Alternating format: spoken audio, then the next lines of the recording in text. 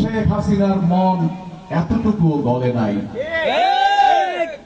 আমাদের প্রাণ প্রিয় নেত্রী, যার দুঃখের কথা কষ্টের কথা বলতে গেলে, যিনি রাজনীতিতে এসেছেন স্বামী হারিয়ে, আর রাজনীতিতে এসে যিনি তার পুত্রকে হারিয়েছেন, আদরের ছোট পুত্র হারিয়েও তিনি বিচলিত হন নাই, স্বৈরাচারের কাছে মাথা নত করেন নাই, যিনি তার চিকিৎসা নেওয়ার জন্য স্বৈরাচারের সঙ্গে হাত মিলিয়ে তিনি বিদেশে চিকিৎসা নিতে রাজি হন নাই।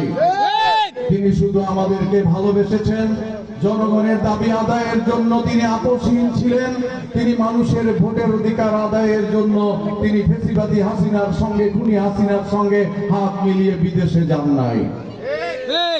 সেরকম একজন মহিষী নারী যুগে যুগে জন্মায় না, শত শত বছরেও জন্মায় না, হয়তো হাজার বছরে একজন এরকম নারীর জন্ম হয়।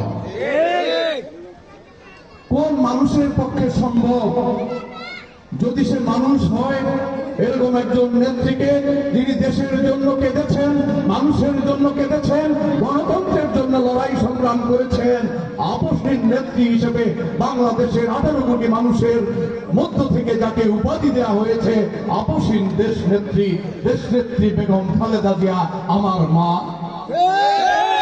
এইরকম একজন নেত্রীকে ওই পাষাণ হৃদয়ের হাসিনার পক্ষেই সম্ভব, ওই হাসিনার পক্ষেই সম্ভব গণতন্ত্র পুনরুদ্ধারের জন্য যখন ছাত্র জনতা রাজপথে নেমেছে, অকাতরে গুলি করে নিষ্ঠুর ভাবে, নির্মম ভাবে আমাদের ভাই, আমাদের বাচ্চাদেরকে হত্যা করেছে, এটি শুধু হাসিনার পক্ষেই সম্ভব।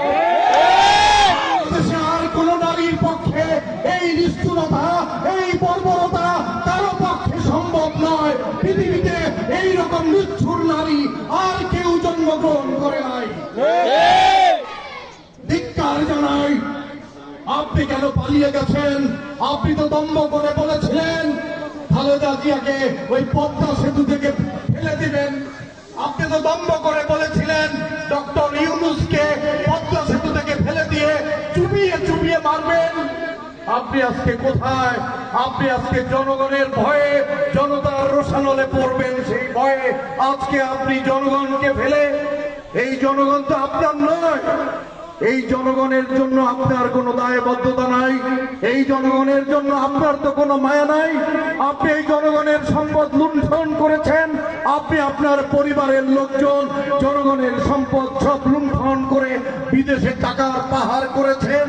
অন্যদিকে তিনবারের প্রধানমন্ত্রী দেশনেত্রী বেগম খালেদা জিয়া এবং বাংলাদেশের মুক্তিযুদ্ধের ঘোষক শহীদ রাষ্ট্রপতি জিয়াউর রহমানের আজকে থাকার মতো ঢাকা শহরে একটা বাড়ি নাই। আপনার কয়টা বাড়ি প্রয়োজন? আপনার মন্ত্রী এমপিদের কত টাকা প্রয়োজন? কত মানুষকে হত্যা করে আপনার ওই বাংলাদেশের রাজনৈতিক চেয়ার, ক্ষমতার চেয়ার, প্রধানমন্ত্রী চেয়ার প্রয়োজন? আর কত মানুষকে আপনি হত্যা করবেন? আপনি পালিয়ে গেলেন কেন? আপনার যদি সৎ সাহস থাকে, 15 বছর যদি মানুষের জন্য ন্যূনতম কিছু করে থাকেন, আপনি বিচারের সম্মুখীন হন, মানুষের সম্মুখীন হন, দেখি আপনার বুকে কত সাহস। ওই আমাদের নেত্রী, দেশনেত্রী কারাগারে গিয়েছেন, আপোষ করেন নাই, পালিয়ে যান নাই। আপনি পালিয়ে গেলেন কেন? আপনি জনতাকে ভয় পান, আপনি আমাদেরকে ভয় পান, আপনি মানুষের মুখোমুখি হতে ভয় পান, আপনি রাষ্ট্রীয় আইনকে ভয় পান, কারণ আপনি এত অন্যায় করেছেন, এত মানুষকে হত্যা করেছেন। আপনার হাত, আপনার সমস্ত মুখমণ্ডল, আপনার দাঁত রক্তে রঞ্জিত, মানুষের রক্তে রঞ্জিত। আপনি ডাইনি।